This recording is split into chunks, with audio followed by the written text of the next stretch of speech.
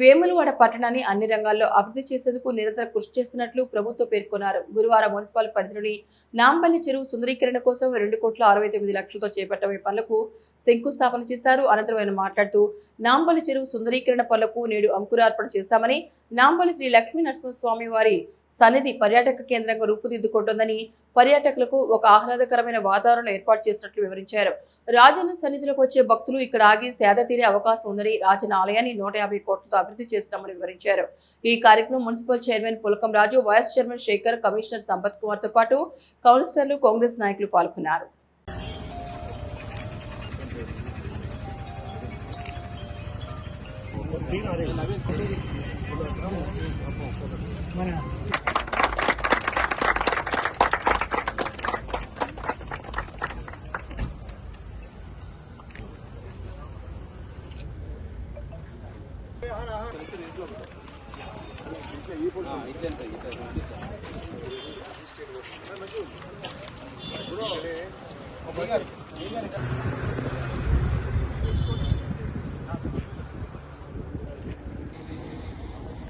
వేములవాడ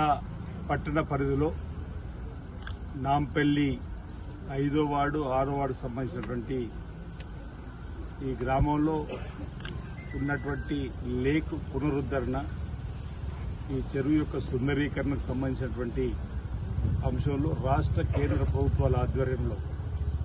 రాష్ట్ర వ్యాప్తంగా కూడా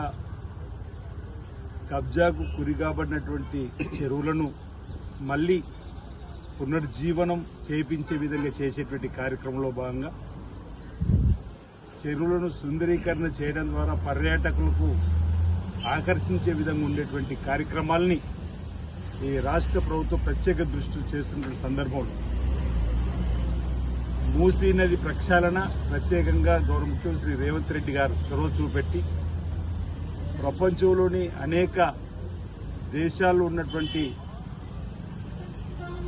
పరిశీలన జరిపిన తర్వాత మూసీ నది ప్రక్షాళన అధిక ప్రాధాన్యత ఇచ్చే క్రమంలో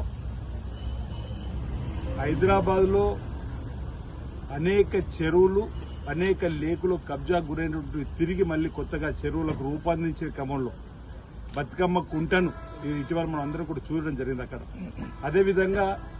ఆయా మున్సిపల్ పరిధిలో ఉన్నటువంటి ప్రధానంగా వేల రాజన్న ఆలయానికి అతి సమీపంలో ఉన్నటువంటి నాంపల్లి శ్రీ లక్ష్మణస్వామి పర్యాటక కేంద్రంగా అభివృద్ధి చేయాలని చెప్పిన లక్ష్యంలో భాగంగా మధ్యలో ఉన్నటువంటి ఈ చెరువు కూడా ఈరోజు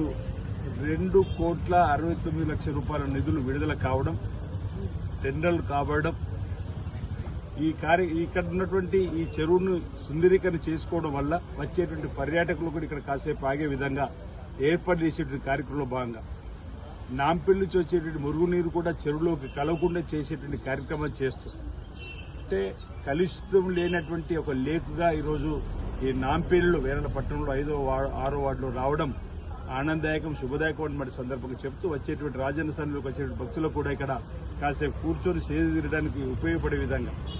వేములవాడ గుడి చెరువులు కూడా టూరిజం ద్వారా కూడా అనేక కార్యక్రమాలు చేస్తూ ఉన్నాం. ఇటీవల 1,40,00,000 వేలలో గుడి చెరువులో కూడా బోట్ సౌకర్యం కూడా వచ్చేటువంటి సందర్భంలో వచ్చేటువంటి రాజన్న భక్తులకు, పర్యాటకులకు మరి మేలైనటువంటి వీలైనంతగా వారికి సకల సౌలతులు ఏర్పాటు చేయాలని చెప్పారు. ఇప్పటికే 150 కోట్లు వెచ్చించుకుంటున్నాడు వేరే రాజన్న ఆలయంలో రోడ్డు వెడల్పుకు సంబంధించి కానీ ముఖ్యమంత్రి రేవంత్ రెడ్డి గారి యొక్క ఆలోచన మరి యొక్క సహకారంతో రాజన్న ఆలయ అభివృద్ధి కూడా శరవేగంగా జరుగుతూ ఉంది. వేములవాడ పట్టణంలో కూడా గుడి చెరువులు కలుస్తున్నటువంటి కలుషితమైన మురుగునీరును కూడా గుడి చెరువులు కలవకుండా, అదేవిధంగా వేములవాడ పట్టణంలోని మరో ప్రాంతం నుంచి వచ్చేటువంటి కలుషితమైన ఆ మోరి నీళ్లు డ్రైనేజ్ వాటర్ మూలవలో కలవకుండా ఇంచుమించు 10 కోట్ల రూపాయలు 40-50 లక్షలు అటు ఇట్లో మనం పెట్టుకొని ఆ పనులు కూడా జరుగుతూ ఉంటాయి. అంటే మూలవాగులో కూడా గుడి చెరువులో కూడా ఈ డ్రైనేజీ నీరు చేరకుండా పట్టణ అవతలకు తీసుకుని వెళ్లాలని చెప్పారు. అంతేకాకుండా గౌరవ ముఖ్యమంత్రి రేవంత్ రెడ్డి వీటీడీ సమావేశంలో వేములవాడ పట్టణానికి సంబంధించి అభివృద్ధి అతివేగంగా పెరుగుతూ ఉంది. రాజన్న భక్తుల సంఖ్య పెరుగుతుంది కాబట్టి 16 కోట్ల రూపాయలు కూడా రాబో రోజుల్లో